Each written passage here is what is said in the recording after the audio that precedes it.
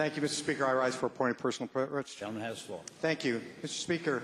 Ladies and gentlemen of the House, I rise today with a new role in this chamber, but not a new perspective on politics. That perspective is grounded in 12 years of service in local government and 6 years in this chamber.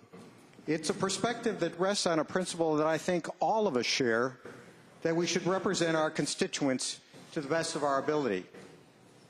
But it's broader than that. Oftentimes we get a little too parochial in our positions down here. And in my view, we should try to represent our regions and perhaps more importantly, our entire Commonwealth. We are called a Commonwealth for good reason.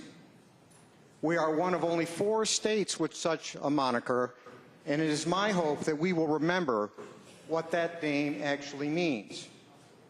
A Commonwealth, simply put, is a political community organized on the concept of promoting the common good.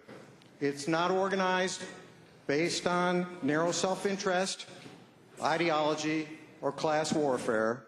It's organized to develop and promote, in a balanced way, the social, political, and economic commonwealth of our society. If we look at what is happening in Washington today, Mr. Speaker, most of us would agree that we are at risk at losing our balance. We cannot let that happen in Virginia. Mr. Speaker, I believe, and I hope many of us will agree, that to be a true Commonwealth, we should work to create jobs and promote economic opportunity for the broadest cross-section of the public as possible. That is what the governor referred to in his inaugural speech when he labeled Virginia as a Commonwealth of Opportunity. Fortunately, our nation's economy is finally showing some signs of recovery, but that does not mean that our work is done. While we need to support, recognize, and celebrate many businesses which create jobs by investing, we must remember that what we do here is key to their continued success. And we must remember, Mr. Speaker, that we help set the stage for economic activity. Our public sector, after all, builds and maintains the infrastructure, the roads, the rails, the schools, the public amenities that business consider when they decide whether to expand or even to come to Virginia in the first place. And our government creates jobs in the form of teachers, firefighters, and police to support that infrastructure.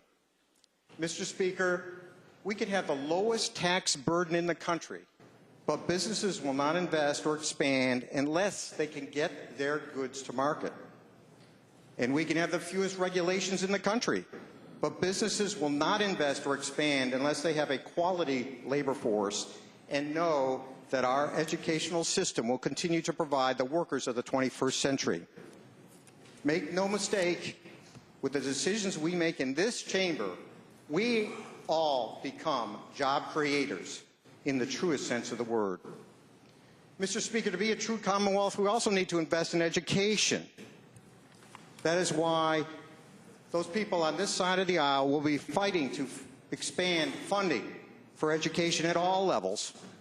And we hope that our friends recognize what we all realize, hopefully, and that is, in order to compete in this increasingly complex global economy, we have to do a better job educating our young people.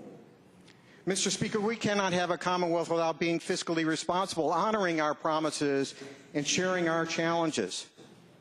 That is why those of us on this side of the aisle are committed to restoring the VRS to full solvency and to maintaining a balanced approach in our budgeting process. And we hope our friends on the other side of the aisle will join us in these efforts. Mr. Speaker, building a Commonwealth also requires focusing on the future, embracing the innovation and the science that will help us compete in this 21st century. That is why many on this side of the aisle will continue to support our scientific research and our institutions of higher learning. Historically, the United States has educated more students, educated them better, and utilized our research capabilities to drive economic growth. Finally, Mr. Speaker, Building a Commonwealth means protecting those most in need. Whether they're citizens who seek nursing home care at reasonable costs or workers who have lost their jobs through no fault of their own, we have an obligation to assist those in need. That does not mean that government must always provide the service, but it does mean that government needs to catalyze the effort. During this session, our side of the aisle will serve the role of the loyal opposition to tell, as Paul Harvey once said, the rest of the story. We will prod, probe, engage, embrace, and as Jefferson said, the noblest purposes of debate. We will do this not out of a desire to embarrass, humiliate, or surprise, but out of a search for the truth that leads to good public policy.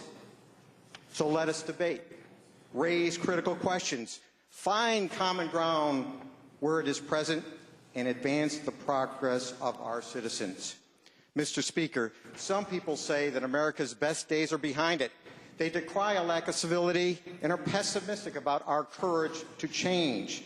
And while we have had our moments of incivility in this chamber, I remain, and I think many of us share this view, that we are genuinely optimistic about our ability to work together and bring results in a balanced fashion so that we may build a genuine Commonwealth of Virginia. Thank you, Mr. Speaker. Thank you.